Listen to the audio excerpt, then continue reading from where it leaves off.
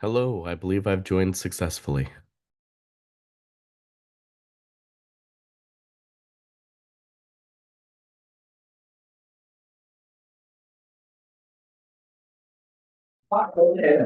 Good evening and welcome to the Tuesday, March 3rd meeting of the Monmouth City Council. Sorry, we'll let Councilor Oberst get his hearing loop up and running.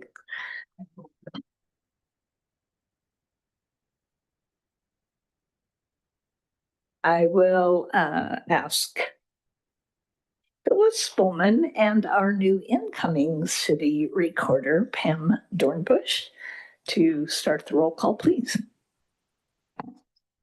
Councillor Belts? Here. Councillor Carey? Here. Councillor Lopez? Present. Councillor McKeel? Here. Councillor Oberst? Here. Councillor Ridgway? Here. Mayor Kuntz? I am present, and if Councillor Belts would lead us in the flag salute, please join us in standing if you are able.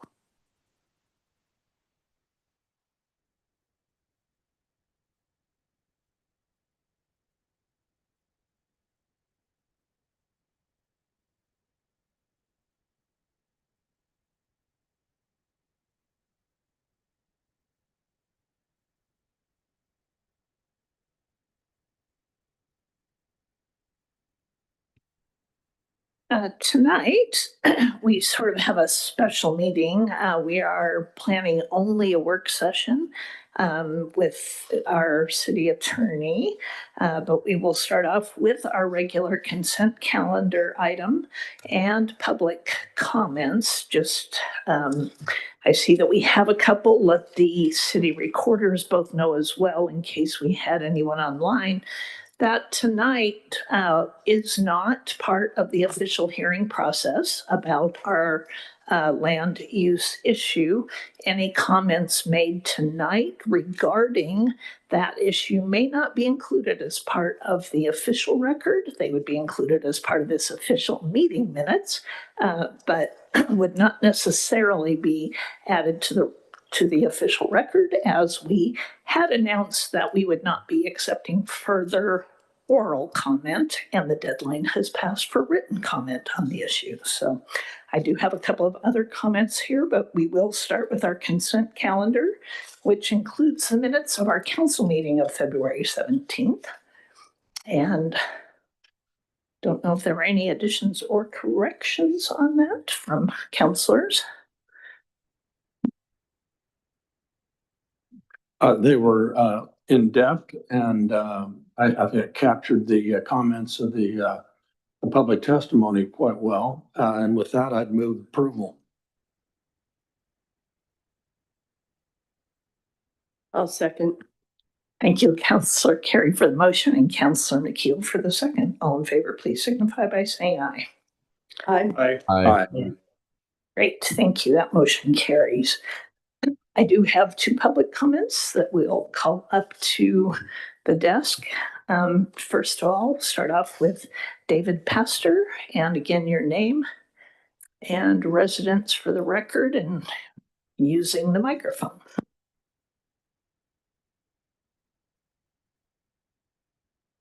Thank you. My name is David Pastor. I live here outside of Monmouth, 11100 Mistletoe Road. I have two brief items. I would ask that the city would somewhere put guidelines for a mechanism to correct any errors that they would see in the draft minutes. For example, in my non-agenda item last week, I had a specific recommendation that the council look at the 3-minute limit on citizens' comments. And I'd also specifically ask if citizens might have the privilege that councilors have of yielding time, perhaps to be limited to one other citizen or something like that. That would allow maybe some more public comment. The second item is, and related to that too, I would recommend that perhaps we as citizens might even write a brief summary, which might help Pam, of what we want included in the minutes. That might assist them, which I did for tonight. On the second item, Will Rogers, some of us I don't remember him. I wasn't alive when he was, but I don't think any of us were. I hope not. Well, actually, it'd be good if someone was that old. But he was a beloved American humorist, and he was the mayor of Hollywood. And he used to like to brag that he'd been mayor many years and he never made a mistake. Then he also said, I never made a decision. That would be Will Rogers. So I don't envy Miss Kuntz. She has to make decisions. But I do have to respectfully suggest that a decision you made last week was incorrect. You gave 7 days for feedback on the legislative amendment. And I think that there wouldn't be a restriction on that of just 7 days. The issue is not on the agenda to be voted on, and I would ask that it be left open. The reason that I would ask that is that this is the United States. We have the First Amendment.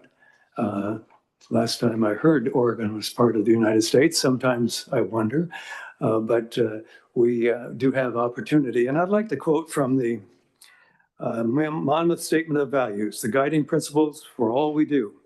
Under the section titled Communication and Engagement are these lofty words. Meaningful community engagement requires access to communication and engagement by the city that is inclusive, thoughtful, transparent, proactive, and clear. Active, informed civic and community engagement creates the most effective policy. To that I say amen.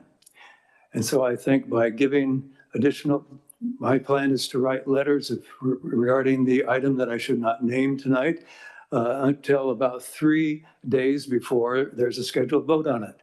And I think it should be included in the record and routed to the councilors. Thank you very much. All right, thank you, sir. And another 3 minutes for Joan Bostrom. And again, Joan, if you'd like to state your name and residence, and we'll watch that timer over there. Joan Bostrom, 14920 Prince Corner Road, Monmouth, Oregon, 97361. City Council Rules, Section 8. Quote, council may limit amount of time for community input, unquote. Thus, your 3-minute rule. I presume limits for council convenience. Reminder, it was your personal choice to sometimes become inconvenienced. 3 minutes, including name and address, 3-minute limit, is the epitome of ensuring lack of adequate community involvement for anyone, let alone the subtle discrimination of the elderly. In the past month, I watched confusion, discomfort of those elderly U.S. citizens in zip code 97361 participating as part of the community input in both planning commission and city council issues. 60-year-olds, more so 70-year-olds, especially 80-year-olds, who are not at the top of their game. They are tired. They fought wars. They worked all their lives to ensure the American Democratic Republic continues with all of its freedom of speech. Seems they are slower speaking. They may need more explanation or measured explanation, not rapid fire, rat-a-tat-tat, or lawyer speak. Seniors need accommodation as they and others at this stand struggle to understand how their name and address is in any way fair time allotment for their community input. They are already very constricted to 3 minutes. On top of that, they can't even ask one question in this debate that gets answered publicly. You must honor those who valiantly appear here and give them true mandated sense of community involvement. Thank you. Thank you, ma'am. Were there any other comments submitted ahead of time or online? No additional comments. All right, thank you very much for that. We will continue, as I mentioned this evening, with a work session. And this is something we have done in the past on a semi-regular basis. But it's been a while. A refresher is good for all of us. And certainly for those of us who haven't been through the process, it's not very common for us. So this evening, I will turn this over to our city manager, Rochelle. Excuse me, Madam Mayor. Yes. Counselor Lopez does have his hand raised. Oh, all right. Thank you very much. And thank you very much, Madam Mayor, for entertaining a brief comment. First, I would like to just thank you for your understanding of my virtual attendance tonight. I am under the weather and did not want to spread it to anyone present. As such, as we enter the work session, I will likely have my camera off for portions of the discussion. Nevertheless, I am here and will turn my camera back on for all votes.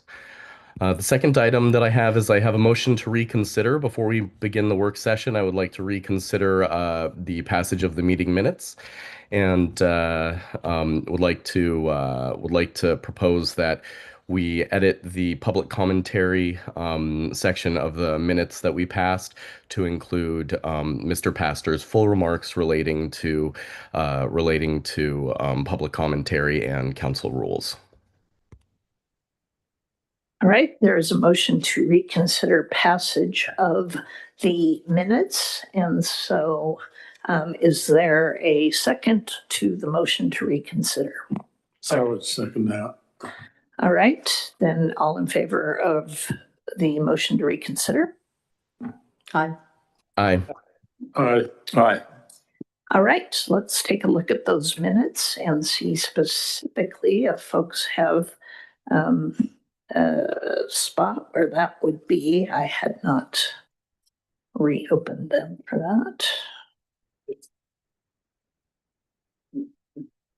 I'm not sure what the protocol is on this. This was passed into the consent agenda.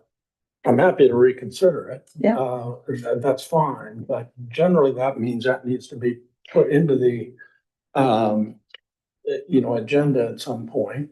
Since we don't have an agenda other than the work session, I suppose that would be fine to do it now, I guess. Yeah, typically, if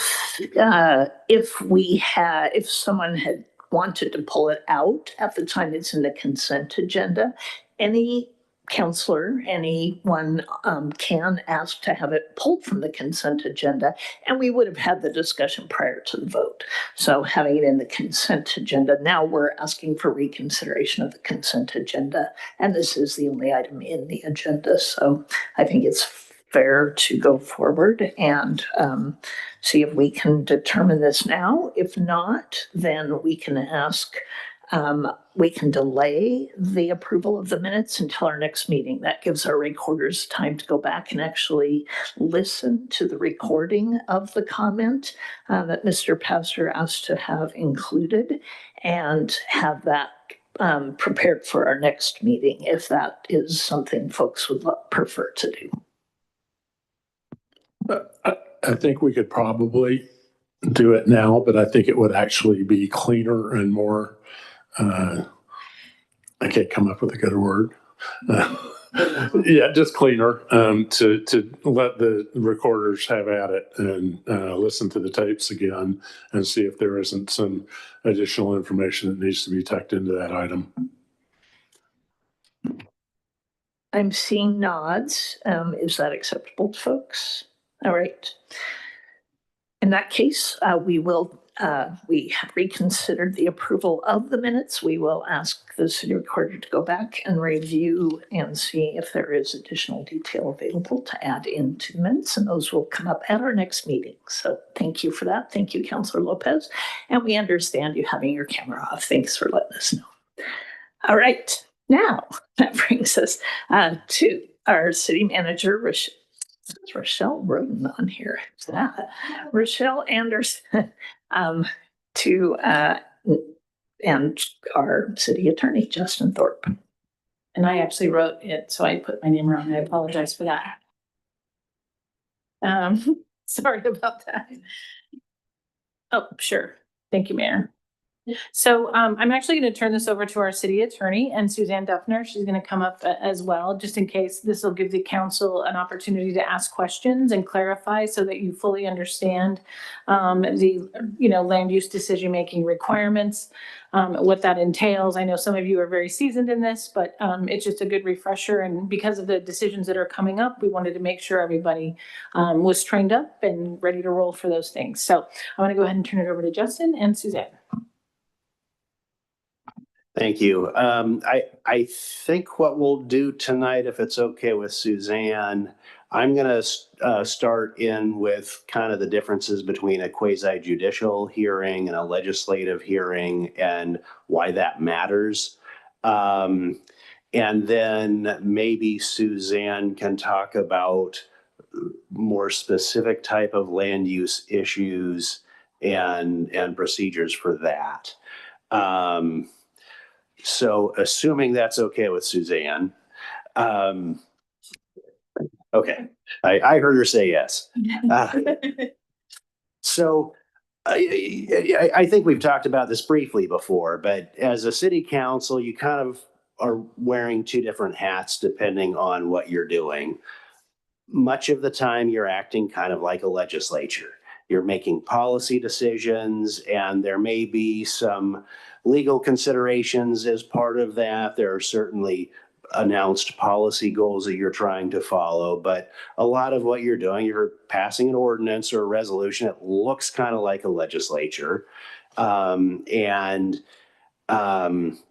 it acts kind of like a legislature, and you're kind of governed by similar standards to what a legislature would be, whether it's a state legislature or even a national legislature. Sometimes, however, you're acting more like a court. And in particular, if you're deciding, a particular land use application, an appeal of a building permit denial, I think probably a OLCC endorsement. There are a number of situations where it's kind of in between, but it's more like a court than a legislature. We call that quasi-judicial. And it matters because there are additional process requirements for things that are deemed to be quasi-judicial. And if you think about the difference between a court and a legislature, you can see why.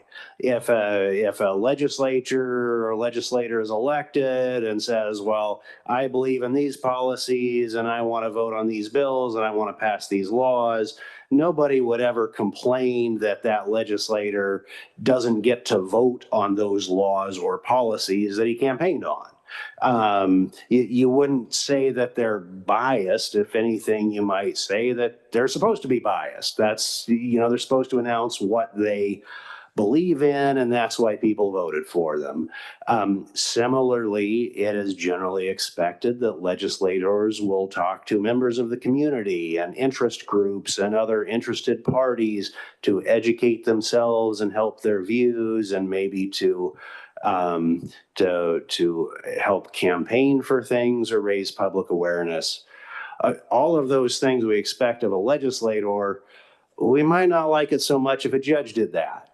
If a judge announced before he took the bench, I think landlords have it too easy, and tenants need more protections. And by God, if there's an eviction case in my courtroom, I know whose side I'm on. That would be a problem for a judge. Similarly, if a judge is going out and gathering evidence that's not part of the proceeding, talking to parties outside of the proceeding that's not part of the official record, again, those raise questions in a court type proceeding or a judicial type proceeding that aren't raised in a legislative type of proceeding. Now, the other issue for a city council is it's not always obvious which is which, whether it's legislative or quasi-judicial. There's a lot of things you do that it's a little bit of a gray area. At heart, there may be a policy issue, but you're also kind of applying specific laws or specific legal criteria to a small number of people. That starts to look a little more like a court type process. And the concern is, or the trap is, if you think you're dealing with something legislative, but it turns out that it's quasi judicial, and you don't follow all of the quasi-judicial procedures, then that's a problem. The decision could be overturned. It could be voided. Lots of bad things can happen. I don't know that I need to go through, the specifics for what kind of decision is quasi-judicial versus legislative. The courts have like a 3-factor test, but those are only factors. They're to help guide what it is, and some kinds of decisions can be either legislative or quasi-judicial, depending on the context.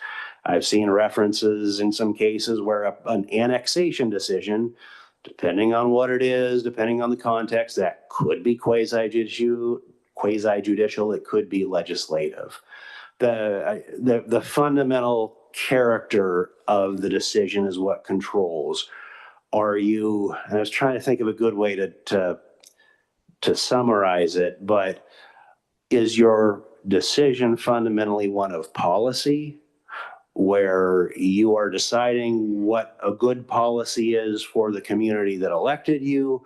Or is the decision one where you're taking a particular set of legal criteria, and if you apply it to a set of facts, that's supposed to tell you what the outcome is? The second one would be more likely quasi-judicial. The more it is fundamentally a policy question where there's not a set of legal criteria that tells you what you're supposed to decide, the more likely that is a legislative matter. Now, where it matters, there's a lot of areas where it matters. And by the way, if anybody wants to ask a question, just jump in. I'm happy to be interrupted. It's kind of unnerving to just talk. There's a lot of ways that it matters, the distinction. There's different notice requirements for quasi-judicial. There are issues with the record. The things, though, that I think is more critical for you as council members are the things that matter for the council members. And there's 2 particular issues that can come up with council members or governing body members in a quasi-judicial proceeding. One is ex parte contacts. If it's a legislative decision, those kind of don't matter. And in fact, it's kind of assumed that you're probably going to have some ex parte contacts. It's even a good thing. If it's a quasi-judicial decision, then any ex parte contacts with one of the parties, an interested person in the proceeding, that's got to be disclosed.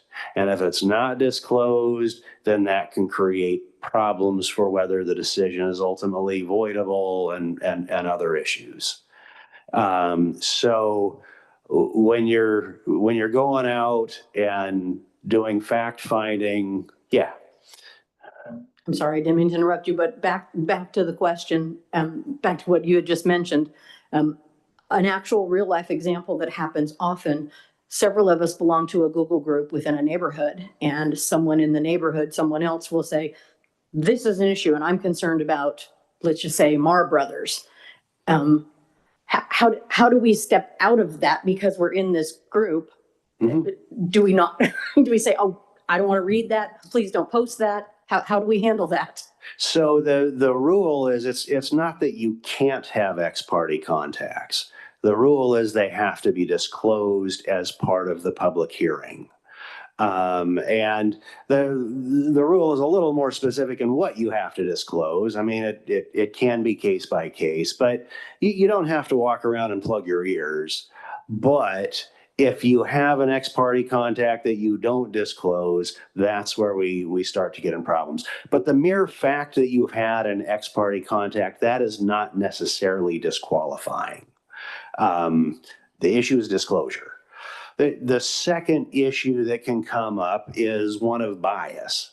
And that's kind of harder to quantify or harder to describe, but bias can be a ground to try to challenge a quasi judicial decision that usually is not a ground to challenge a legislative one. So, you know, if you think there's a bias issue, that's a good thing to talk to the city attorney about.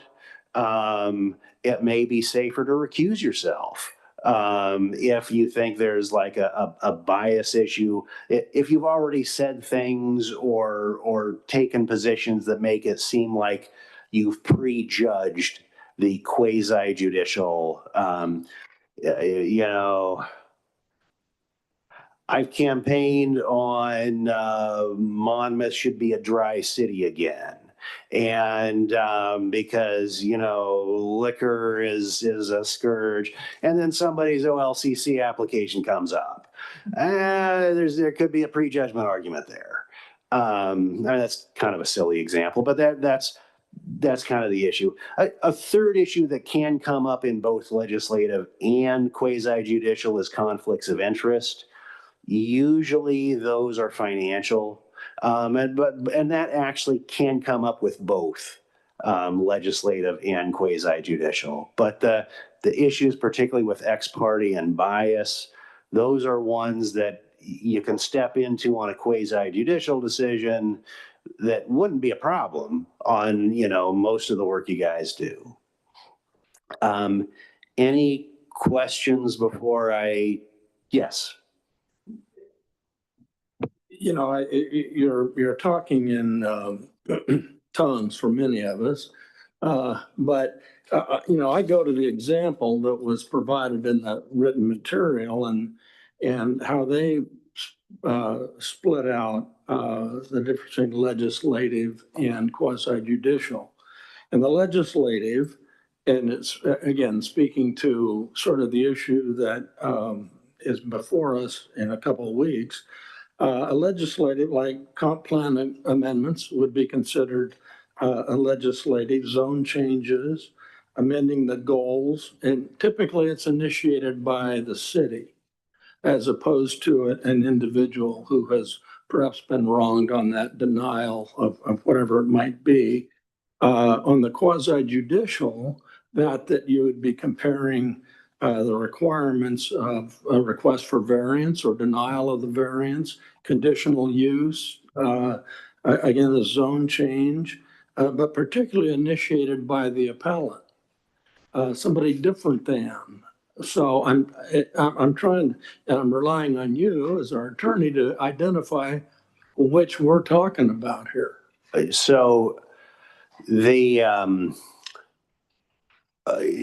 in terms of the comp plan amendment, the proposed legislative change, then there was an argument made that was quasi judicial. I believe that was an argument made by the attorney for one of the people objecting to it. I believe it is legislative. And the reasons I believe it is legislative, I mean, of course, it's in the title, but the fundamental decision is one of policy. The examples you go through, so the factors, and this may be getting a little bit into the weeds, but there's kind of 3 factors that are typically guided. The first factor is, does the governing body have to make a decision? And kind of as part of that factor, I think what you referenced, is it something that the city decided to do or decided to bring up on its own initiative? This isn't that somebody applied for something and you have to make a decision about it. On this issue, you don't have to decide anything at all. You can table it for another day. You can make a decision. You can not make a decision. You can say, we're good for now. There is nothing that requires a decision. And that's kind of the first of the 3 factors, which makes it more like it is a comprehensive plan amendment, or the list of things that you said that are legislative. Those are kinds of things that, yes, typically the city would initiate it itself. Now, there are exceptions. There can be legislative matters that a third party says, I think you guys should pass an ordinance that does this. That can happen. But typically, if it is something where the city is weighing, should we do this or should we not, that is going to be typically legislative. The other part of that I think leans into legislative is that the statutory criteria does not tell you what your decision should be. There is some statutory criteria that tells you whether you can do a UGB swap. It doesn't tell you whether you should or you shouldn't. It doesn't tell you, you're not required to pick the property that most fits the criteria. That's just, does it qualify? Does it not qualify? But that doesn't answer the question, should you do it or should you not? And that's why I come back. That's fundamentally a policy question. Typically, a quasi-judicial question is, this is a criteria. Does the applicant meet it? Does the applicant not meet it? Things like that. Does that answer your question, Counselor? Okay. What else? Then I will turn it over to Suzanne. All right, great. Thank you, Justin. That was a really good overview of the two major types of decisions, the legislative and the quasi-judicial, that you'll hear us refer to those. And I think it's important to understand those distinctions because applications moving forward on the UGB land swap will be more of that quasi-judicial nature once we get into specific landowner requests and the zone change and the subdivision. So just being able to understand when it's quasi-judicial, I tell people you're like a mini judge sitting up there and you have to follow very strict rules of order to make sure it's a fair and impartial trial for all the parties as part of that. So yes, thank you for that. And, I don't have a lot of specific, like a big slideshow or anything proposed for tonight, but I will say if there are additional parts of this packet that you want more specific training or information on, I'm happy to speak to those. I think the key points for tonight, just giving you this broad brush overview of Oregon land use and our city planning, is that just to make you kind of aware of these different types of decisions, different types of applications, different criteria. What's unique about, there's a lot of uniqueness about us as Oregonians, but I think the Oregon land use planning system is probably one of the standout ones that we're known for through the passage of Senate Bill 100, for folks that remember Tom McCall and the days of challenging urban sprawl and seeing farmland getting gobbled up. And so this, bill was passed to help protect Oregon's agricultural lands and farm and forest and make our beaches public. So it's a real jewel that a lot of other states look at in terms of how to manage its growth more effectively.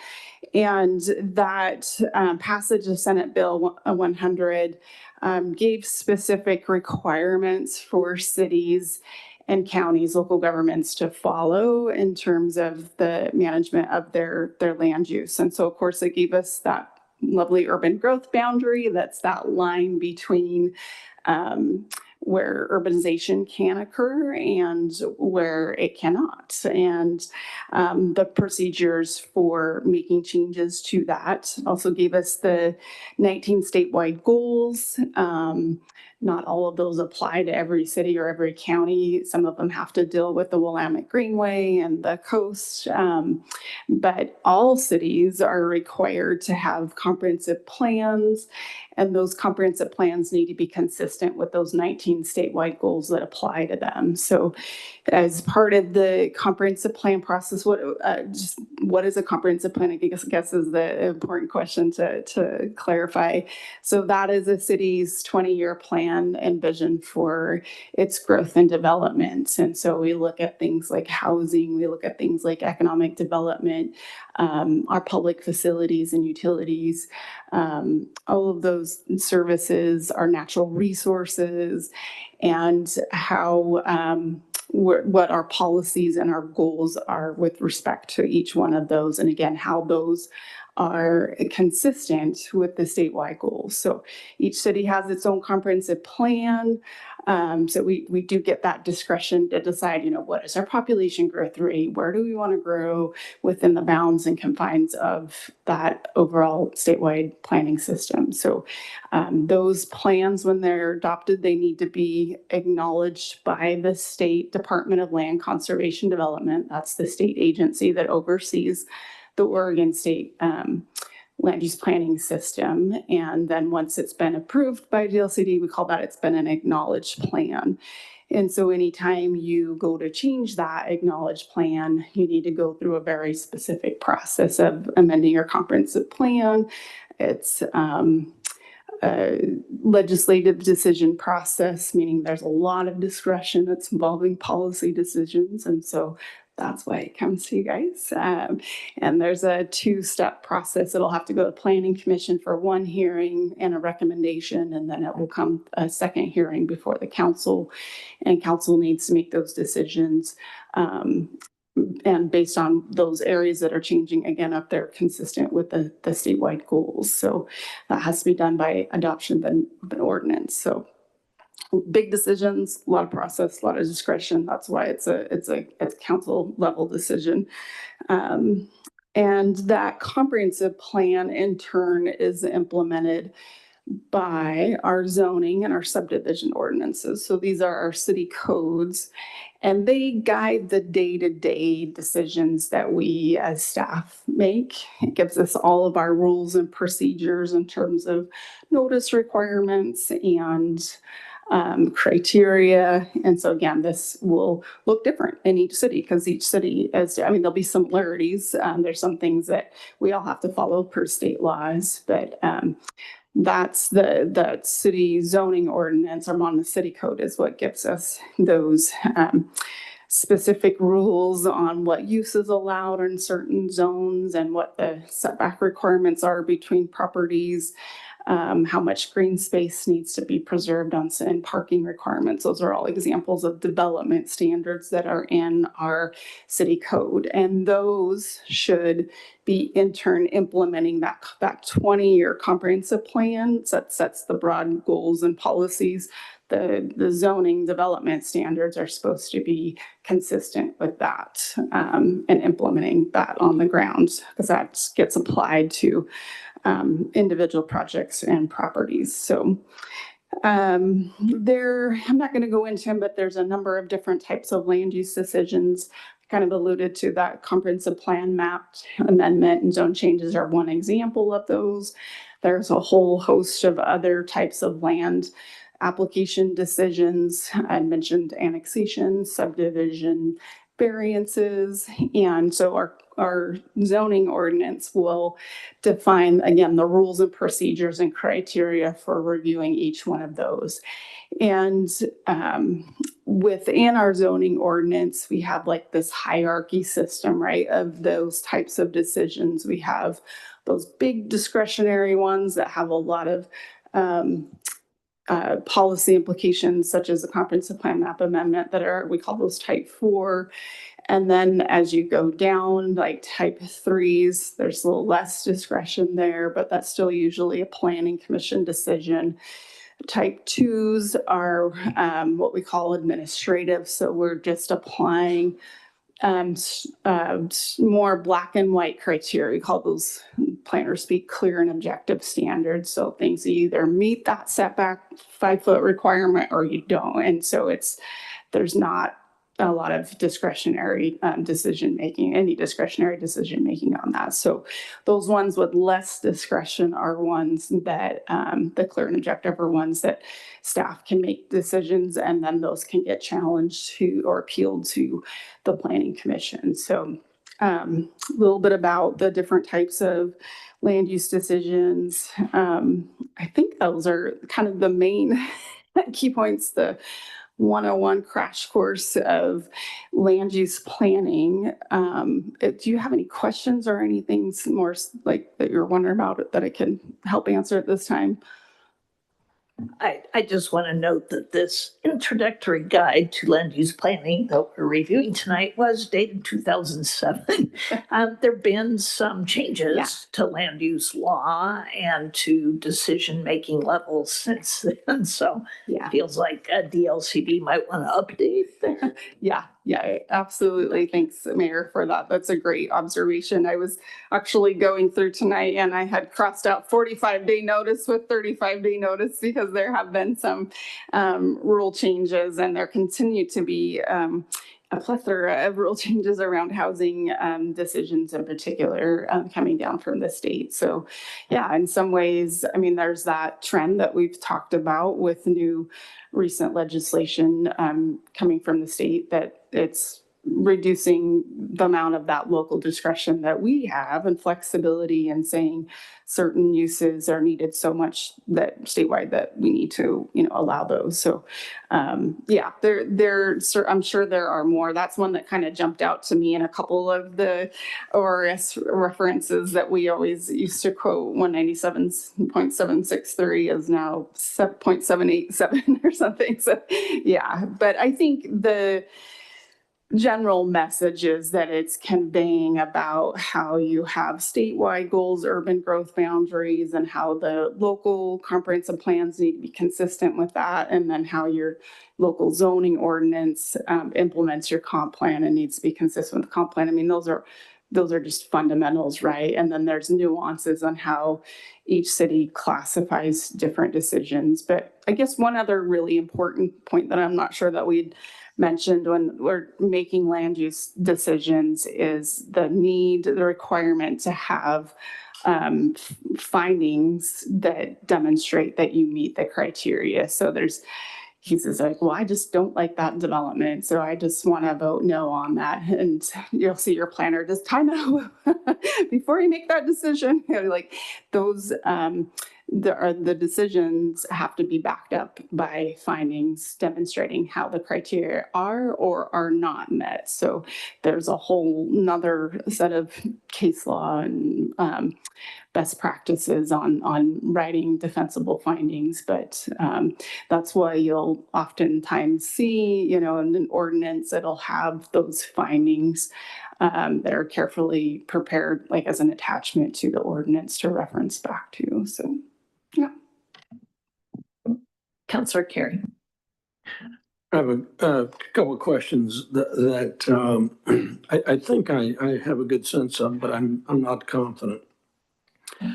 In the comp plan, that deals primarily with things inside city limits and to a lesser extent within the urban growth boundary. Is that correct? I would actually say it's within that urban growth boundary, right? That's your 20-year plan, your land supply. And so, yes, the comprehensive plan we plan to the urban growth boundary when we do our transportation plan, when we do our goal 5 natural resources for wetlands, we go all the way out to the boundary.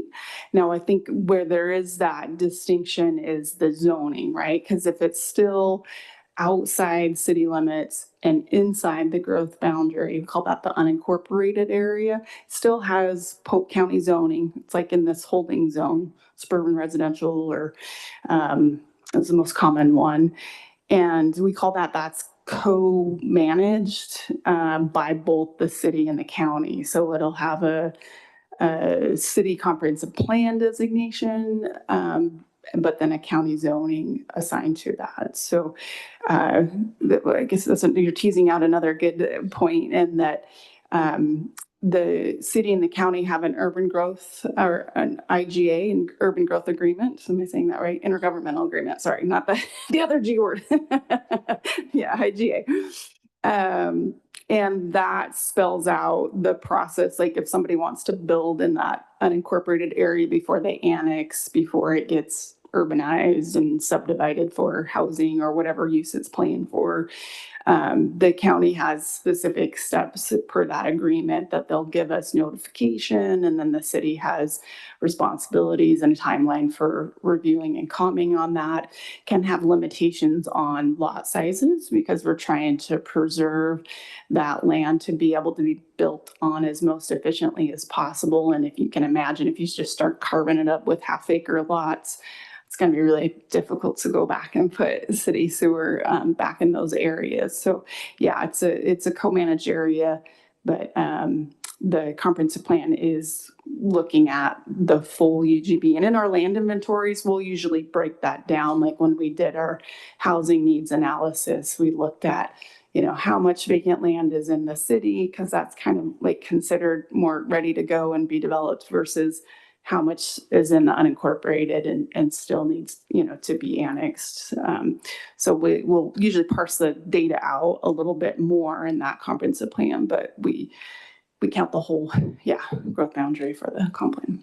Does the county have a comprehensive plan for land outside of urban growth areas? Sorry, I missed the first part. Does the county, is that what you Yeah. asked, have a comprehensive plan for areas? Or do they just zone it? You know, I mean, I'm talking about the property, the agricultural land to the west. That's outside of the urban growth boundary, inside the county. They are the ones that control that in terms of zoning and uses and all of that. Yeah, absolutely. And then there are a lot of rules statewide on exclusive farming zone. Sure. There's, a lot of restrictions on that, how it can be used. Mhm. Well, that brings then to my last question on this is that in our comprehensive plan, and I think all cities were required to have this, there are 19, as you suggested, 19 goals that are laid out. And how, because as I look at the first 14, because that's apparently the first 14 are the ones that are common to everybody without any specificity. But how is it determined who wins out? I mean, goal number 3 it deals with agricultural land. Goal number 10 deals with housing. Goal number 14 deals with urbanization. I mean, there seems to be, there's not necessarily, but there may be a conflict there. And if there is, how's that decided? Nice, easy question. Yeah, thanks. Call the state DLCD and to answer this question. There's a natural tension there. I mean, absolutely, between agricultural forest land preservation, environmental protection, and urbanization. And so, we have rules, right? We have administrative rules. We have comprehensive plans that we have to put into place. At least, I'm looking at this from the city viewpoint, and then I can circle this back around as well to talk about the more of the county and the agricultural use. So there are criteria that we have to balance and show. Like, for example, you can't just say, well, we want, this big parcel of land because it's easy to build on. Like, there has to be a need for that land. So going back to the cities as part of their comprehensive plans have to demonstrate that 20-year land supply need. That's the high level. There's other ways to do urban reserves to kind of put land outside your boundary on notice that it's for a longer than 20-year plan horizon, but we don't have any of those specifically here. That's more like a metro and larger jurisdiction. So yeah, it's a difficult balance, and I will say I don't think that's one of the challenges of the statewide land use planning system is there's not always that coordination, I think, between agencies when we get like comments from Department of Ag, DLCD saying you need more housing. And Department of State Lands, you need to preserve all the wetlands, we do the best we can to balance those factors and demonstrate the need for housing, for jobs. And I think there's this fallacy that people believe because it's so hard to change urban growth boundaries, they're so litigious that they are never meant to change, that they're that permanent line in the sand. And that was never what was intended when Senate bill passed and the urban growth boundary system. They didn't want them to make them just easy to amend, but there's a process, and again, demonstrating that you meet the need for that. But there isn't like one of those uses, environmental, ag, or urban use, that trumps the other. Like you have to balance those, and then if we don't agree, that's unfortunately where the courts come into play and can define that. But yeah, I think anyway, I could go on and on about that, but hopefully that gets a little bit of lens into that understanding of urban growth boundaries are not permanent boundaries. They do grow and change over time. They're not meant to be easy to change. But as we've seen with the land swap, that there can be changes in conditions that need to be taken into account to make adjustments to those, so that cities can meet their growth needs over time.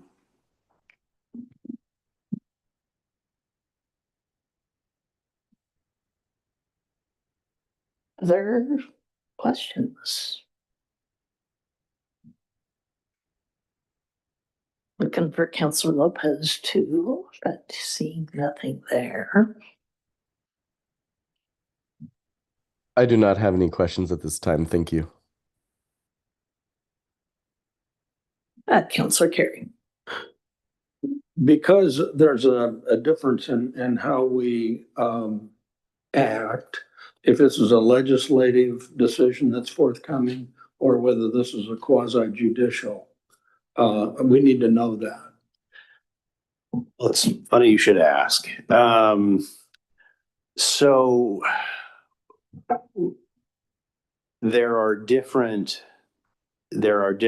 statutory criteria or statutory requirements for a quasi-judicial decision than a legislative decision. Interestingly, in your city code, the section on how to do a hearing or the hearing procedures doesn't really make that distinction. So although, with the legislative amendment that's been proposed and is pending, although that is, I believe, a fundamentally legislative decision, the process that you guys have been following is largely a quasi-judicial process. Now, as a lawyer, that's a good thing, because the more process you do, the less problems there are down the line. If your city code was written differently, there's probably some process requirements that we wouldn't have had to do. But better safe than sorry. And there are some other stuff. I'm not 100% that we followed every statutory requirement that would be of a quasi-judicial process. We've probably hit most of them just because that's the way your code is written. And that's something we may look at a future date, but for better or worse, and probably for better, your actual process is largely followed what you would do with a quasi-judicial process. To me, as I reflect on these, most of the things and we often do deal with something as a quasi-judicial process, and most of those sort of fit into the category here. We had a big deal with, somebody mentioned Marr Brothers. We had a big deal with them a few years back, and that was clearly a quasi judicial, and because it had to do with conditional use, zone change, variety of different things, if I recall. And the fact that we haven't used the legislative, I mean, we haven't dealt with a situation that's coming down the track ever, to my knowledge. So it might be that were it not for the agenda that we've had and the types of things that have come before us, we might be a little more open to the legislative process. I don't really care, but I think given the restrictions on the quasi judicial vis-a-vis the legislative, it's hard to get anything done. It's hard to get any clarification. It's hard to get any engagement, even with staff, based on your recommendation from last time. So I'm trying to figure out how we can have a discussion internally, not deliberating amongst council or anything. I'm not sure I totally follow your question, but are you asking if, in terms of the deliberation among the council, if that's different in a legislative process versus quasi judicial? No, not that. I mean, it would, I don't think it would be. I don't think so either. But, I mean, the question is, well, last time we asked, I asked, can we consult with staff to get further detail on some of the information that had been provided? And the recommendation, out of abundance of caution, I'm sure, was that no, we should not. And I'm just trying to decide whether I can have a conversation with Suzanne if I have a question or not. Okay, so typically, and I think this is actually even in the statute, a communication with staff is usually not considered an ex parte contact. So there's not a prohibition on that necessarily. I think where there may have been some abundance of caution is wanting to keep as much of the communications as part of the public hearing as possible, just to make sure it's kind of erring on the side of transparency.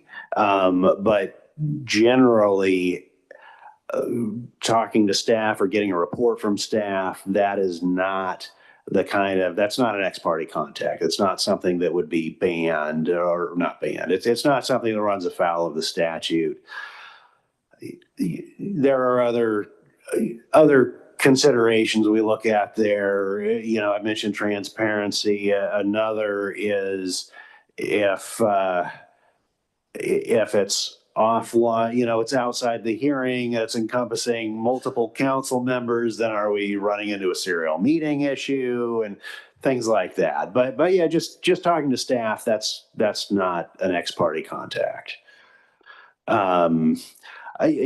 Speak of, I didn't really go into conflicts of interest that much. That's actually fairly straightforward. It's any kind of financial dealing with the city, and it's not just quasi judicial. It's legislative. It's administrative. Pretty much anything at all. But that one you guys probably already know.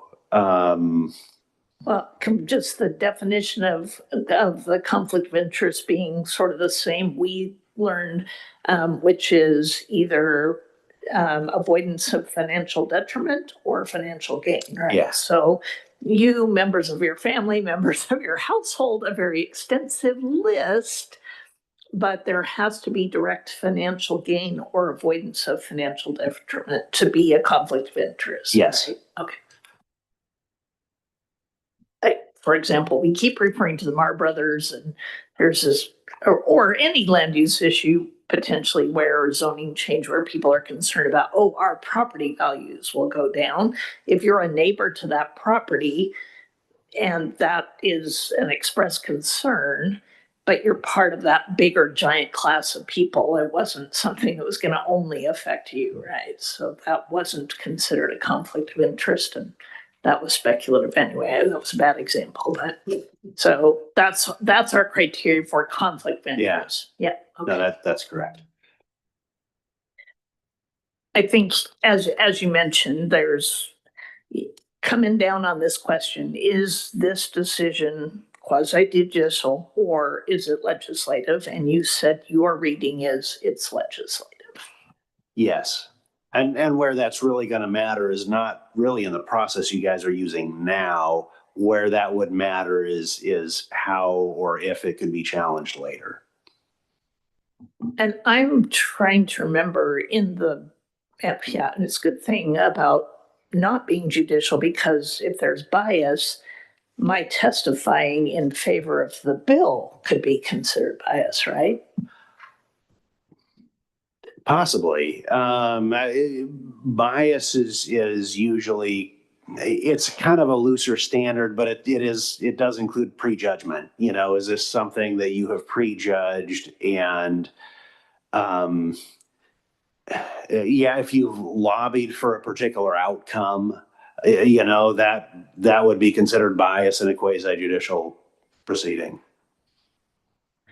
Well, and in the legislation, we were very specific about the properties, right? Or generally specific about the properties. So that was included in the legislation, wasn't it? Not the actual specific properties, no, just the like criteria for which properties made the most sense to swap in and swap out. But yeah, I didn't list specific addresses or anything like that. We had a map, right? So, Mm-hmm. yeah. So that would be good to know if there was an interpretation. Not that I get to vote anyway, usually, people, but if I did, because I did, I've testified a couple of times for that.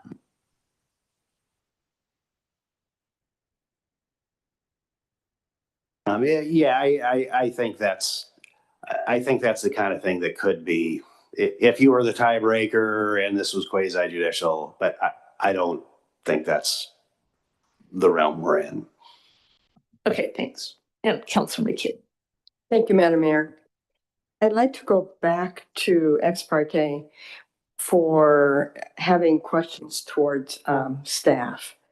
My assumption is ex parte is that you would, on your own, talk with somebody and get influence, not staff, sorry, and you get influenced for your decision by acquiring information that's not available to the rest of the council. So you become biased by that conversation. I'm wondering if people would consider a conversation with a staff member the same kind of thing, in that the city would want to influence you providing information that it wouldn't necessarily be available to other council members. Thus, your statement of having the transparency of let's having this all together. Is it different when, I mean, at first I was thinking, no, it's not ex parte because you're trying to get facts from the staff. But if the city wants to do something, you could look at it with the lens of the city staff is trying to influence your decision. That makes sense. Yeah, so I see how those concepts can kind of blend together, but ex parte and bias, they're really two different principles. You know, bias is kind of a prejudgment type of thing. The danger with an ex parte contact is not that somebody is necessarily trying to influence you. It's more that you're getting information that is not part of the public record or the public process. Your communications with staff, they're public, subject to public records. I mean, they're all part of the public, whether it's technically part of the hearing, it is still publicly available. It is subject to a public records search. I mean, I could see the argument, well, is staff trying to influence? I suppose I could probably dream up a scenario where you could get a bias issue there, but the real, it's not the same it's not the same danger that the ex parte issue is about.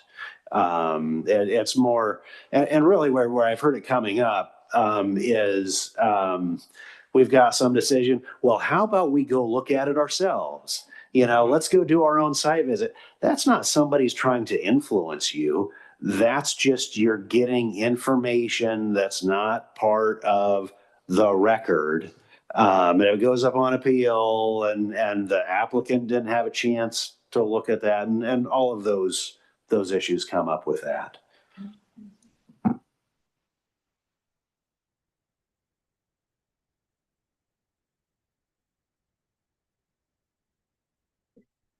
So you'll remember that a lot of times what I'm very proud of is that the staff provides unbiased information to the council. And so that's something I reiterate with them all the time.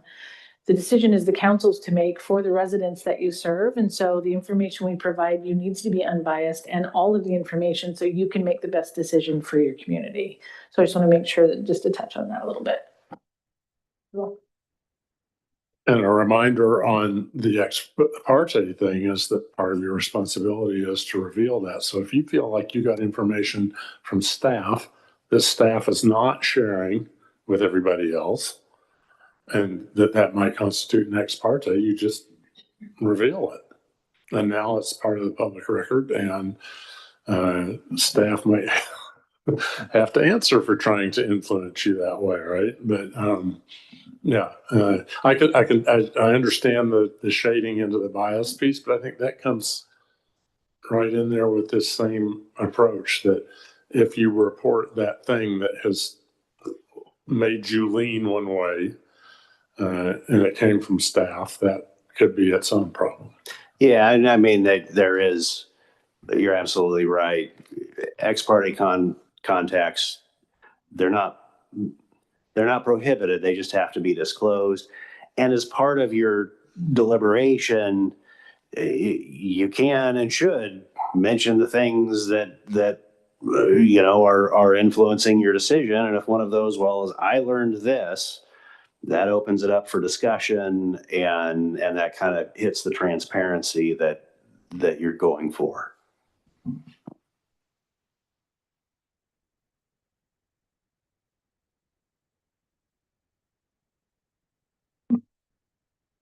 I'm not seeing any additional questions about this. It is super helpful because these things we don't do very often, right? We do a whole lot of the legislative and a whole lot of the sort of administrative, even some things that we consider administrative, like rate hikes and things like that. But this stuff doesn't come up very often. The fact that we all keep referring to one that was like, 12 years ago or more, I guess. So thank you, Suzanne. We are very fortunate to have somebody who is knowledgeable in this and willing to kind of dig through. We really appreciate that. And thank you, Justin. Yes.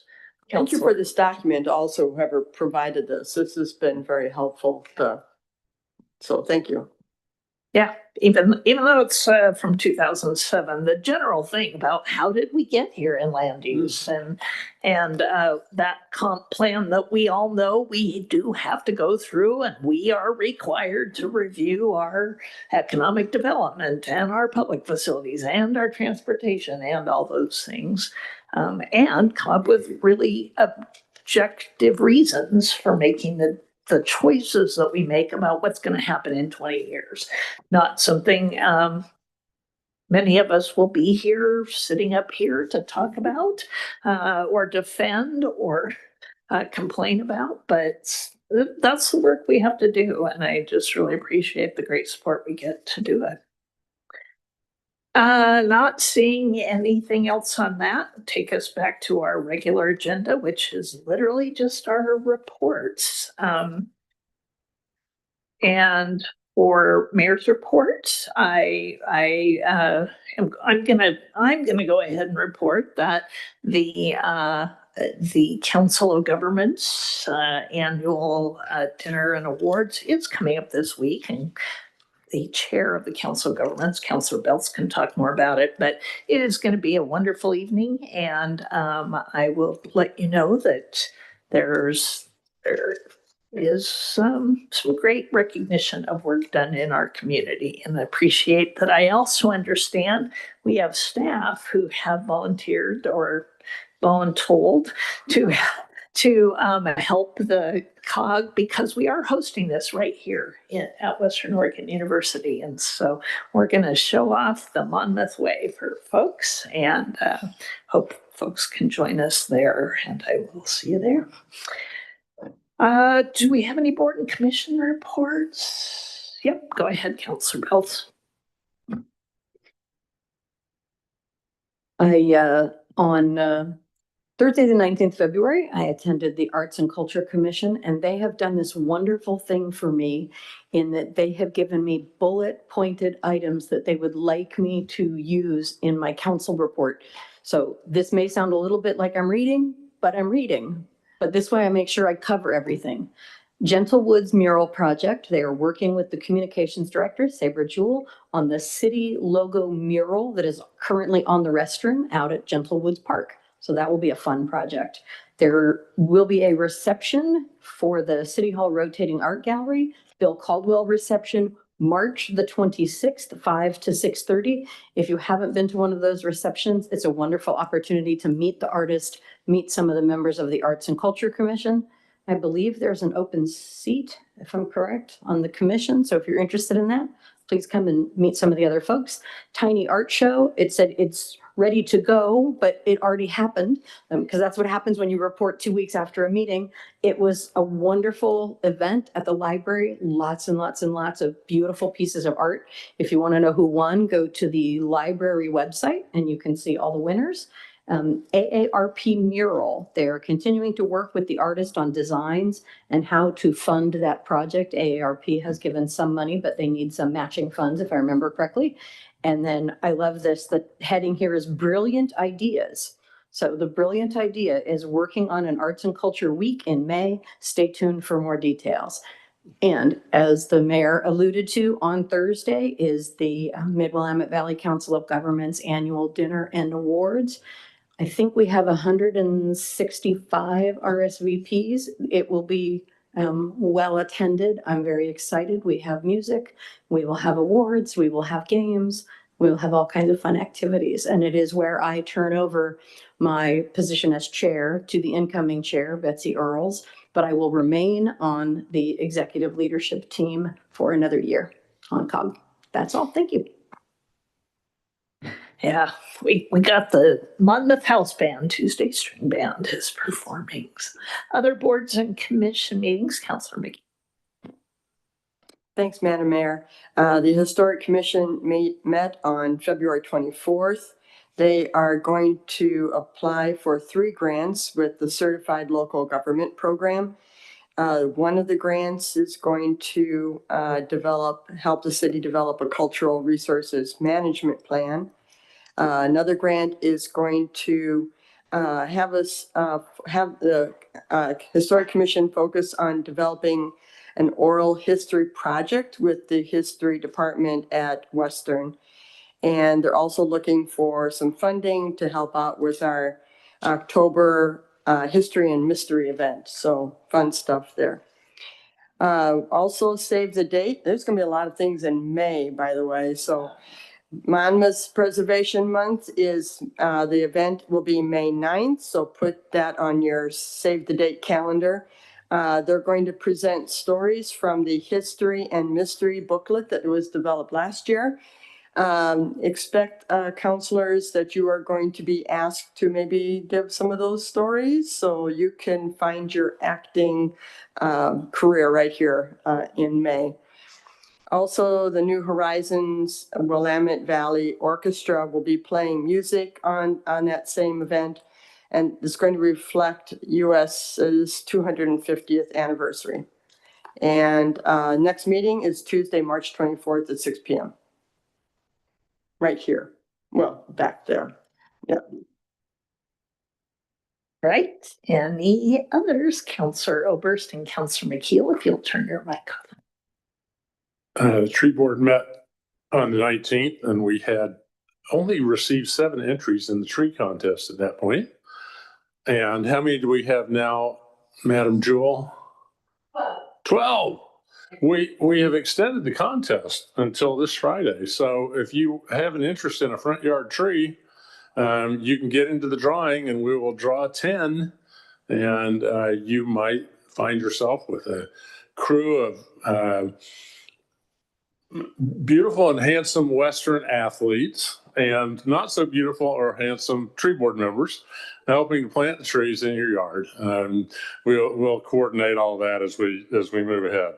I was unable to attend the last senior advisory board meeting, and I have not managed to get the notes from that. So I'll report next meeting on that. And that's all I've got. Thank you. All right. I will make one other announcement. When we had the hearing for the legislative amendment, we did set a deadline for written public comment. We have received additional written testimony that'll be part of the next packet. We had originally scheduled that hearing to reconvene on March 17th because we will have our city attorneys are out and our city manager is representing the League of Oregon Cities. We have rescheduled the next hearing for Tuesday, April 7th. So the next time we will consider that, again, you'll get a nice full packet prior to that, will be at our April 7th meeting. So our March 17th meeting will go on. And we will actually be recognizing our outgoing staff at that too. So that's a change I want to make sure everybody is aware of. All right, our city manager's report. Thank you, Mayor. So I wanted to bring attention to an article that I placed on the dais for you this evening. This was published today by the Main Street America organization, and our very talented community and economic development director authored the article, and it's on Monmouth and the Monmouth Trolley. So very excited about that. I wanted to let you know that Wade Carey, Monmouth Power and Light Director, has been appointed to the Northwest Public Power Association's Board of Directors. That's exciting. He'll serve a 3-year term, and I think he can serve 2 of those 3-year terms if you were to extend to that. The Monmouth Police Department received their new body cam equipment and are excited about the AI functionality. And I wanted to tell you about one of those functionalities in that the body cam's audio system provides translation services. So if an officer meets someone who speaks Spanish, it will translate the Spanish into English for the officer, and then it will translate the English into Spanish from the officer to whoever they're speaking to in live time. So it's very exciting, and they're just getting it and working with it. So yeah, very exciting stuff. Could we get a demo of that at some point, please? I can talk to. Thank you. That would be wonderful. Definitely. Let me write that down. I also wanted to let you know that the library, this year in the budget, they had an automatic door project, and that has been completed. There are still 2 doors that need to be done, but the bathrooms now are on auto open, which is if you've been there before, you know they're very at a 90-degree angle and they're hard to open. That's all automatic doors now. Chris is very excited about that. She came in under budget, and so we had an emergency, and this will come back as a part of a supplemental budget, but we had an emergency with heat pumps at the police station in the server room. And so we were able to use the savings from that to help cover the cost on that. So we were very excited about that. Another cool thing is that Sabre Jewell, our communications director, yesterday gave a presentation to the Emeritus Group at Western Oregon University. And the members there are typically between the ages of 70 and 90. And she was able to help them sign up for communications, like say the city newsletter.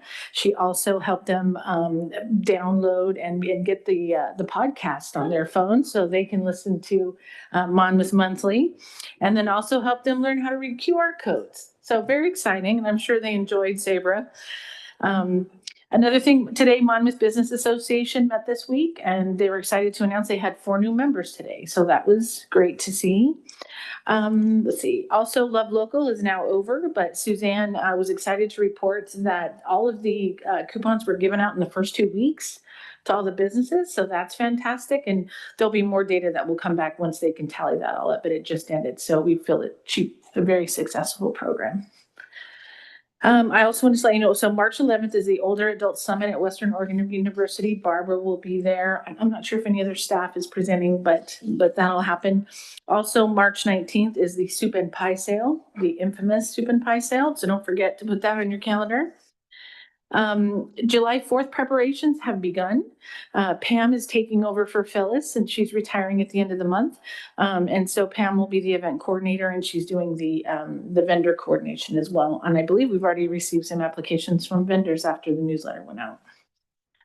The mayor alluded to it, but the week of March 16th, I will be in DC as a representative on the League of Oregon Cities Board of Directors at the National League of Cities Conference. Got that out. One other thing I want to talk about, we're making a change internally, and that is with the removal of criminal court.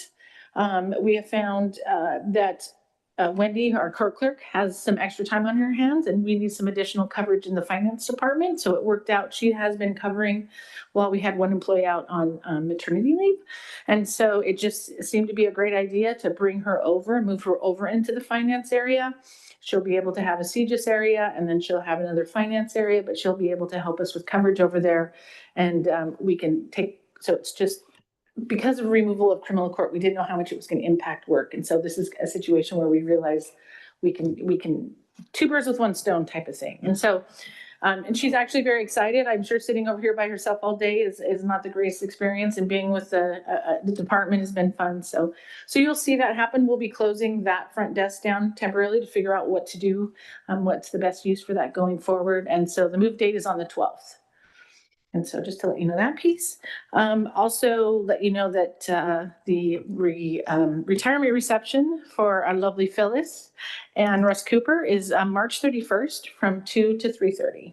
And that will be here in City Council, and there'll be pink champagne cake, I'm told, and it'll be really fun. We have a lot of people coming, so I hope you can come. We'll do a presentation at 2 o'clock, and then it'll be time for people to share stories and just mingle and have a good time. And I think that's it.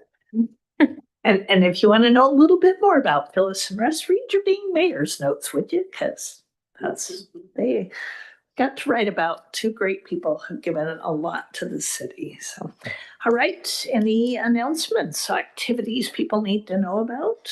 Council comments. Oberst, Bridgeway, Carrie. So to tag on to Saber's activities, I just want to make sure everyone knows that a certain Ian Oberst, who would be my son, appears at the Senior Center between 1 and 3 on Monday, providing tech help to any seniors who could need a little something with a computer or a phone or a tablet or whatever. So he has some days where he's not busy. This week he was very busy. So 1 to 3 on Mondays at the Senior Center. Friday the 13th will be the West Valley Hospital fundraiser for scholarships. We call it All In because it's a fake gambling night. It'll be held at the National Guard Armory over in Dallas. I believe there's still a few tickets available. You can go on to Salem Health All In. I think we'll get you to the website, and if you want to register and come to that. It's a fun night, and we have kind of expanded beyond the traditional roulette, blackjack stuff. There's going to be a life-size operation game. There's going to be bingo. There will be music, as heavy hors d'oeuvres, and it tends to be a really good time. So, if you'd like to come, I encourage you to do so. And the money. It's life size, but not real life. It is not a real person. We had problems with conductivity and making the little nose light up, but so no, it's not. It's not a real live person. And the money raised in this this event goes to scholarships for folks in Polk County, everything from high school seniors who want to pursue some form of healthcare career to folks who work at the hospital now and their family members who are interested in additional educational opportunities in healthcare. And it's a really, you know, again, a good event and a way to help with the development of our healthcare system in Polk County. So thank you. Thank you for joining that board and always bringing that forward. We are very fortunate to have a hospital and strong healthcare system here. Councillor Ridgway. Thank you. Since the last council meeting, I was fortunate enough to be invited to attend the Monmouth Independence Chamber of Commerce Awards night, and wanted to just acknowledge that there were some award winners. And we don't have a current partnership with the Chamber of Commerce, but maybe in the future we can. Wanted to announce we have several really worthy winners. Educator of the Year, Julie Whitney of Independence Elementary School. Education Support Staff of the Year, Nicole Carlson, Independence Elementary School as well. Junior Citizen of the Year, Alexis Ramirez at Central High School. Business of the Year, the Sippery, right here in Monmouth. We have New Business of the Year, Michelle Ashley's Custom Cakes, which are very tasty. Nonprofit of the Year, Panther Kids Wrestling. Distinguished Service Award is Chief Tino Benuelos at Independence Police Department. Community Member of the Year, Troy Crafton at Polk Fire. 2025 Community Star Award was Elena Pena. Community Star Award organization is the Gate Youth Association. The 2025 Legacy Award, Mar Brothers. 2025 Lifetime Achievement Award went to Karen Fresconi. So some very worthy award winners there. Had a great time. But yeah, wanted to announce that and recognize people that were recognized by the chamber. Thank you. Great, thank you. Councillor Carey, then Councillor Lopez. Last Friday, I attended the sponsored by the Polk Soil and Water Conservation District, the sort of a community conservation discussion that talked about, and that's throughout the entire county of Polk County. And all of the ideas people had in terms of climate awareness and in terms of sustainability and a variety of things. It was good. People appreciated our street tree listing, Councilor Oberst. We would probably like to I'll have a discussion with you about how that might be tweaked slightly. There's a real desire for an identification of native species in our tree list, and that doesn't manifest right now. It was good. It was a good meeting. I think there will be a report that'll come from it, and I'll share that in more detail as it relates to things that we do. So it was good deal. And John, we have at the tree board talked about that list and the fact that it is extensive and might need to be trimmed a little bit. There's too many trees. Yeah, now there's too many trees to choose from at this point. So it's something we're aware of and would welcome your input. Councillor Lopez, and then I have a comment. Thank you, Madam Mayor. I was recently invited by the Politics, Policy and Administration Department at Western Oregon University to attend their Politics by the Slice event. This is an event that occurs quarterly and is a wonderful touch point opportunity to engage with students at the university that are engaged in those areas of study. I was deeply impressed by the level of astuteness and the level of engagement that, I saw in the room. Some truly bright minds and a department that has some new energy in it and is trying to engage with the students and with the I believe also the city in new ways. And so I recognize that the city oftentimes expresses that we want to have stronger ties with the university, and I was, excited to be able to spend a little bit of time on campus outside of just the swim lessons that I take my son to on a weekly basis there at the university pool. Really wonderful stuff in that room, and received a lot of good feedback about, how the student body feels about their relationship with the city, and there's just a lot of good work that's happened thus far, and I believe a lot of good work still to be done. Thank you. Cool. The one thing I did want to address for folks, we had our Polk County breakfast last Friday, which is staff and electeds from the county, from all the cities represented in the county, as well as our economic development partners and other partners. It is sponsored through the Council of Governments. But a week ago, Monday, so the Monday before this meeting, we are all aware of yet another tragic accident at the intersection of Highway 51 and 22.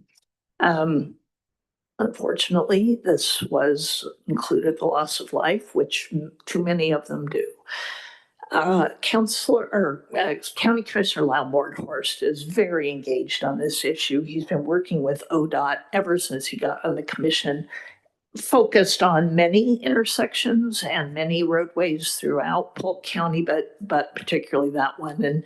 And we've all seen and heard about all of the open houses and all the plans for frontage roads and overpasses, having the candlesticks so that there could only be a right turn onto 22. Things like that have come of it. So any further improvements, safety improvements to that intersection are part of a prioritization list that ODOT goes through. That intersection for 2026 was on the prioritization list. We were in the top 10. But in January, they take an average of a certain number of years and apply a matrix to all the different intersections that are identified throughout the state, right? And in January, a year with many accidents fell off the average, and a year with 0 accidents got added to the average. So that project fell off of the ODOT priority list for 2026. Councillor Bornhorst calculated that actually next year, that project would be 3rd on the list because of this averaging situation. So we have all been a little disheartened this year to hear that it would not be prioritized. Friday morning, he reported it is back on the ODOT priority list to get more additional improvements to our Highway 5122 corridor taken care of this year. There will be some project going out for RFP in April. So I just wanted to let folks know about that. I cannot thank the commissioner more. We all know that's how we travel and to get in and out of our community. And it is so unfortunate that it continues to be a place where it's not safe to drive. So just wanted to share everybody that update. And with that, I will entertain a motion to adjourn. So moved. All in favor, please signify by saying aye. Aye. Aye. Thank you. We are adjourned.